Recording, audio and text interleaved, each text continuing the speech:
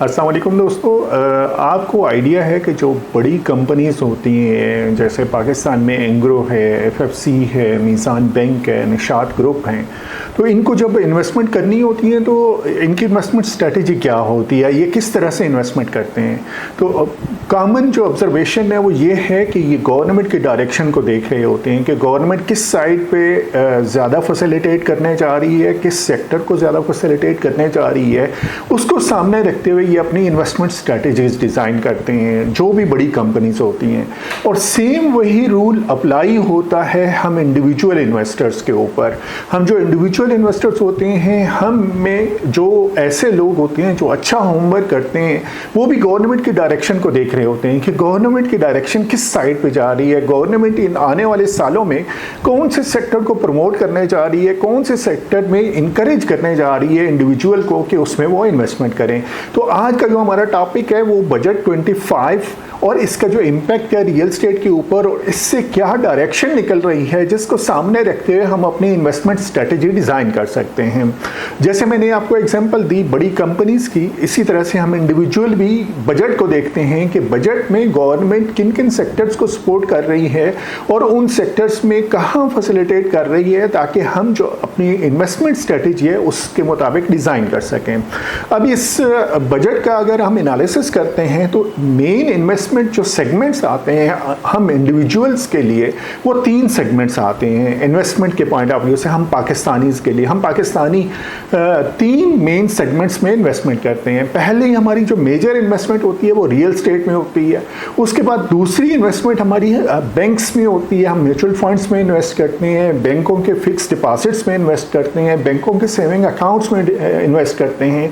और थर्ड हम लोग स्टॉक मार्केट में इन्वेस्ट कर रहे होते हैं। स्टॉक मार्केट का ऑल्दो आज से 2 साल पहले इन्वेस्टर्स का नंबर बहुत कम था, लेकिन पिछले 2 सालों में अच्छे खासे वहाँ पे इन्वेस्टर ऐड हुए हैं और अभी काफ़ी लोग और ऐड हो रहे हैं। तो ये 3 सेगमेंट हैं। रियल स्टेट में हम लोग इन्वेस्टमेंट करते हैं, हम लोग बैंक्स में इन्वेस्टमेंट करते हैं, डिपॉजिट्स करते हैं, म्यूचुअल फंड में, सेविंग अकाउंट में और उनके long term fix deposit account में, और थर्ड हम स्टॉक मार्केट में। तो वही एनालिसिस हम देखेंगे कि बजट में इन 3 सेक्टर्स में गवर्नमेंट किस सेक्टर को सपोर्ट करने जा रही है ताकि उसको सामने रखते हुए हम अपनी डायरेक्शन ले सकें।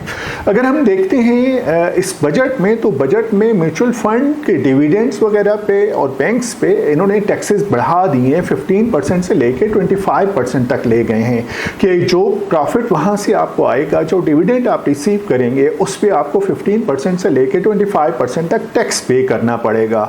तो ऑलरेडी जो बैंक रेट इस वक्त 11% के करीब चल रहा है और वहाँ से अगर आपको डिविडेंड मिलते हैं और डिविडेंड पे आप टैक्स पे करते हैं तो जो नेट टेक होम आपका होगा प्रॉफिट वो अराउंड 8 to 9% के करीब बनेगा। इसी तरह से सेकंड सेगमेंट स्टॉक मार्केट है। तो स्टॉक मार्केट में जो टैक्सेस लास्ट ईयर थे सेम टैक्सेस उन्होंने रखे हैं कि 15% टैक्स आपको पे करना पड़ेगा जो जब आप डिविडेंड लेंगे किसी भी शेयर्स पे, तो आपको 15% टैक्स पे करना पड़ेगा। इसका मतलब है कि स्टॉक मार्केट पे इन्होंने टैक्सेस बढ़ाए नहीं हैं, वही रखे हैं जो पिछले साल थे, लेकिन बैंक्स में इन्होंने टैक्सेस बढ़ा दिए। तो यहाँ एक डायरेक्शन ये नजर आई कि गवर्नमेंट आपको कह रही है कि बैंक्स में जो आपने फंड रखे हुए हैं वो स्विच ओवर करें आप स्टॉक मार्केट में। अब आते हैं हम थर्ड रियल स्टेट में। तो रियल स्टेट में अच्छी खासा फैसिलिटेट किया है गवर्नमेंट ने। उसमें बायर के लिए उन्होंने टैक्सेस कम कर दिए हैं। 1.5% टैक्स जो पहले 3% था वो अब कम करके 1.5% कर दिया। उसके बाद फेडरल ड्यूटी उन्होंने कम कर दी और फिर इन्होंने अफोर्डेबल हाउसिंग के प्लान लेके आ रहे हैं कि ऐसे लोग जिनके पहले घर नहीं है वो घर उनकी अफोर्डेबिलिटी में लेके आया जाए और उनको वो घर ऑफर किए जाए, और उस पे गवर्नमेंट फाइनेंसिंग पे 30% रिबेट देने जा रही है, सब्सिडी देने जा रही है।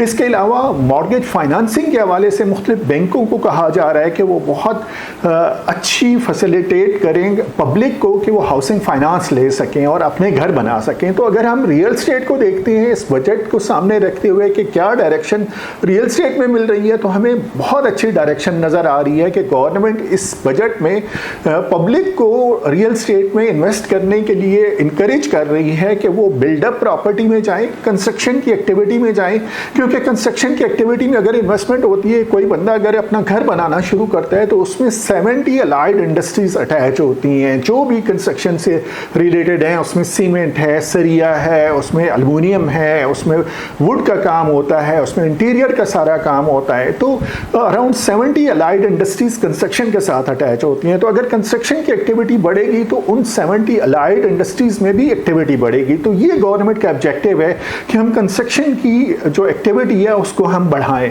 तो इन तीनों सेगमेंट में बैंक, स्टॉक मार्केट और रियल स्टेट, इसमें सबसे ज़्यादा जो बेहतर डायरेक्शन नज़र आ रही है वो इस वक्त रियल स्टेट में नज़र आ रही है कि आप अगर इन्वेस्टमेंट करें रियल स्टेट में। मैं एक एग्जांपल आपको देता हूं, जैसे मैंने आपको बैंक्स का बताया कि टेक होम प्रॉफिट जो आपका होगा वो अराउंड 8 to 9% एनुअल होगा।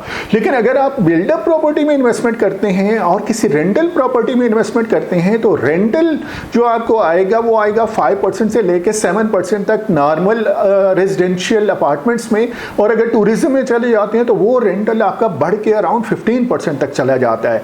ये सिर्फ और सिर्फ रेंटल है। इसमें अगर प्रॉपर्टी की अप्रिसिएशन ऐड करेंगे तो वो कहीं बढ़ के आपकी चली जाएगी 15 to 18% तक, जबकि यहाँ बैंक्स में आपको मिलेगा 8 to 9%, तो ऑलमोस्ट डबल आपको रियल स्टेट में मिलेगा।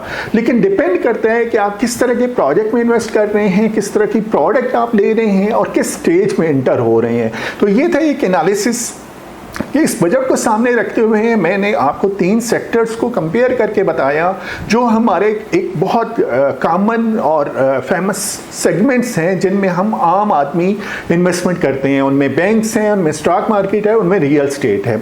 अब यहाँ पे एक और एनालिसिस मैं आपके साथ करता हूँ कि जैसे हमारा पाकिस्तान में 25 में बजट अनाउंस हुआ, इसी तरह से इंडिया में भी बजट अनाउंस हुआ और इंडिया वालों ने हमसे भी ज़्यादा रियल स्टेट में सपोर्ट किया।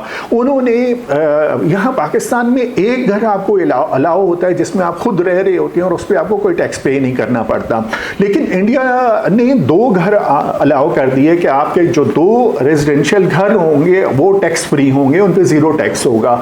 उसके अलावा उन्होंने रेंटल इनकम पे एक मैक्सिमम लिमिट दे दी है कि इस लिमिट के बाद आप पे टैक्स लगेगा। उस लिमिट तक अगर आपकी रेंटल इनकम आती है तो आपकी रेंटल इनकम पे कोई टैक्स नहीं लगेगा। फिर उन्होंने अफोर्डेबल हाउसिंग के प्रोजेक्ट लॉन्च किए हैं। उसके अलावा उन्होंने डेवलपर्स के लिए एक फंड क्रिएट किया है ताकि जो डेवलपर प्रोजेक्ट लेके आते हैं और उन्हें अक्सर लिक्विडिटी का चैलेंज होता है तो उस फंड में वो अप्लाई करके अपने लिक्विडिटी के चैलेंजेस को सॉल्व कर सकते हैं।